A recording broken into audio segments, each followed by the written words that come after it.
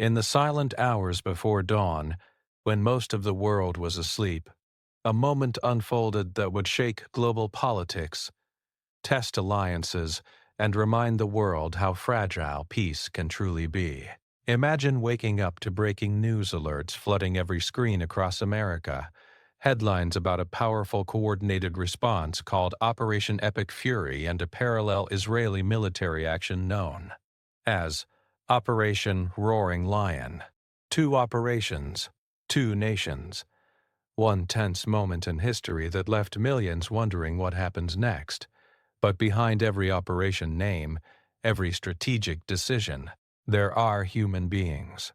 Soldiers with families. Commanders carrying the weight of impossible choices. Civilians hoping their cities will see another peaceful sunrise. This story is not just about military power. It's about fear, responsibility, courage, and the human cost of decisions made in war rooms thousands of miles away. To understand why these operations mattered so much, we have to step back and look at the growing tension that had been building quietly for months. Intelligence reports were stacking up. Satellite images were analyzed night after night. Analysts inside the Pentagon and decision-makers within the Israel Defense Forces were watching a rapidly evolving situation that many believed could threaten regional stability and potentially pull global powers into a dangerous confrontation. Inside command centers, screens glowed with live maps and encrypted messages. Military strategists weren't just looking at targets, they were calculating consequences. Every action had the potential to ignite something far bigger. For the United States, Operation Epic Fury represented a strategic response designed to neutralize emerging threats while trying to prevent a wider conflict.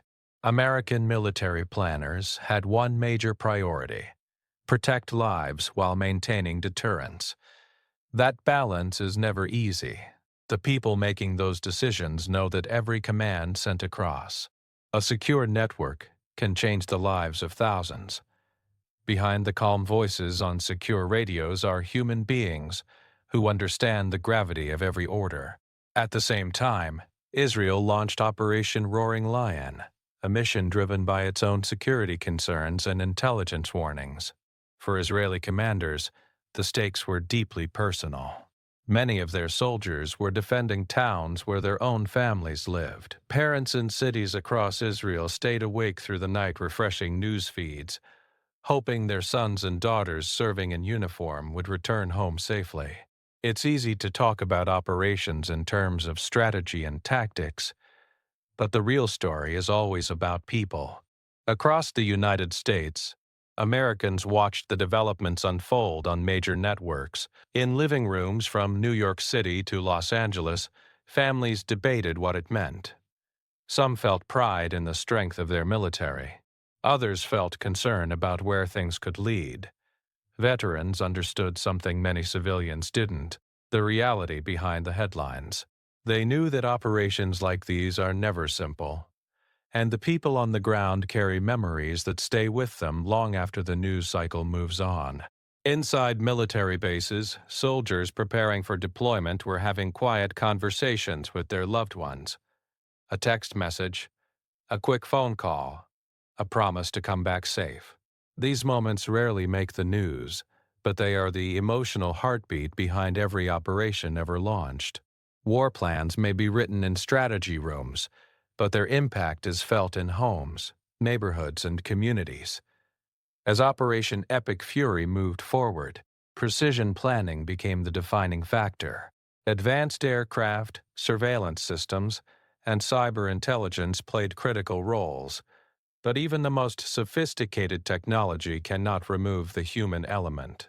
Pilots sitting in cockpits thousands of feet above the ground still carry the weight of knowing that every mission has consequences. Meanwhile, Israeli forces involved in Operation Roaring Lion were moving quickly and carefully. Their objective was clear: eliminate immediate threats while minimizing civilian harm.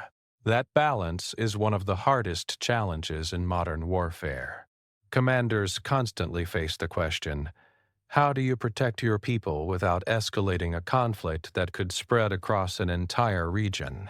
As dawn finally broke across the Middle East, the first reports began to emerge. News anchors spoke in urgent tones. Analysts tried to piece together what had happened overnight. Social media exploded with speculation. But behind every update was a deeper truth. These operations were not just about military capability. They were about the fragile line between security and escalation. For many Americans watching from thousands of miles away, the events felt distant. But history has shown that moments like this often shape the global landscape for years to come. Decisions made in a single night can influence diplomacy, alliances, and the future of international security. And yet, in the middle of all the strategy and geopolitics, one thing remains constant: the human story. The soldier who writes a message home before a mission. The mother who waits for a call that simply says, "I'm safe." The commanders who carry the burden of responsibility long after the operation ends. Because at the end of the day, behind every operation name, whether it's Operation Epic Fury or Operation Roaring Lion, there is something far more powerful than military force. There is the human desire to protect, to survive, and to hope for a world where moments like these are no longer necessary. And this is only the beginning of the story. As the first details of Operation Epic Fury and Operation Roaring Lion began to emerge, the world realized something important. This wasn't just another routine military response. These operations had been carefully planned for months, maybe even years. Intelligence teams working deep inside secure facilities had been tracking movements, signals, and patterns that suggested a serious threat was building beneath the surface. For analysts inside the Pentagon, the warning signs were impossible to ignore. Inside dimly lit intelligence rooms, giant digital maps displayed real-time satellite imagery. Analysts studied every movement with intense focus. A single convoy moving across a desert highway, an unusual communication signal picked up by surveillance systems, a suspicious shipment detected by drones.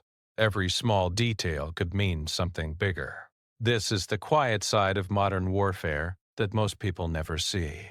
Long before soldiers move, long before aircraft take off, there are months of silent observation and careful analysis. For the American military leadership, the biggest question wasn't just how to respond. The real question was how to respond without triggering something far worse. In today's interconnected world, one miscalculation could quickly spiral into a regional or even global crisis. Every plan had to be precise. Every mission had to be calculated. And every leader involved understood that the consequences of their decisions would reach far beyond a single battlefield. Meanwhile, inside Israel's military command structure, similar conversations were unfolding. Leaders within the Israel Defense Forces were reviewing intelligence that pointed toward growing threats aimed directly at Israeli cities. For a country where national security is deeply personal, this wasn't just about strategy. It was about survival. Many of the commanders reviewing those reports had spent their entire careers protecting their nation from sudden attacks in homes across Israel.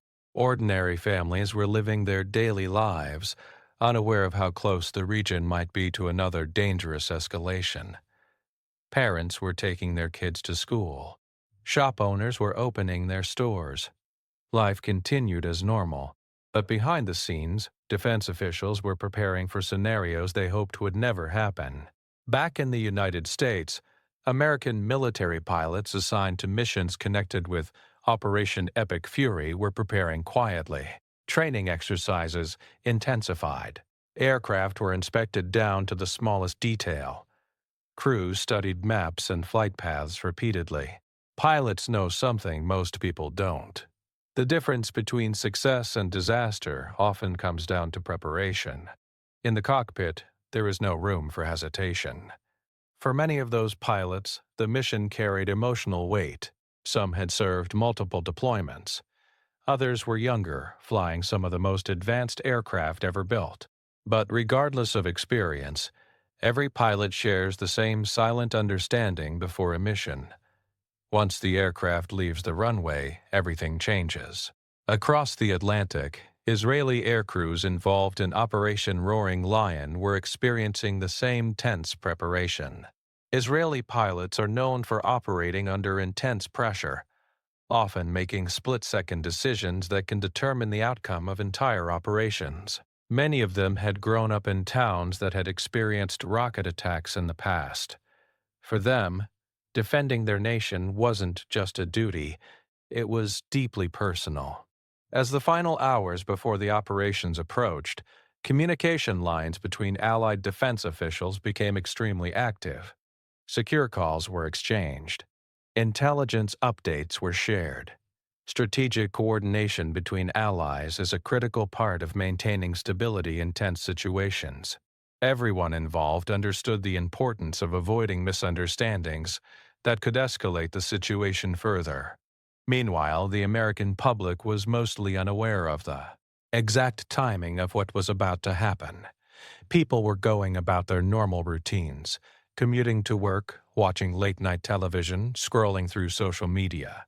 Life in cities like Chicago and Houston continued without interruption. But inside military bases and intelligence centers, the atmosphere was very different. Commanders watched large screens displaying live operational data. Officers reviewed final checklists. Communication teams confirmed that every unit was ready. This moment, the final stage before an operation begins, is often the quietest. No dramatic speeches, no cinematic music. Just focused professionals preparing to carry out extremely serious responsibilities. Then, finally, the orders were given. Aircraft engines roared to life on distant runways. Surveillance drones lifted into the night sky. Specialized teams moved into position. The operations had officially begun. But what many people don't realize is that once an operation starts, things rarely go exactly as planned. Weather changes. Unexpected signals appear. Targets move. Commanders must constantly adapt in real time.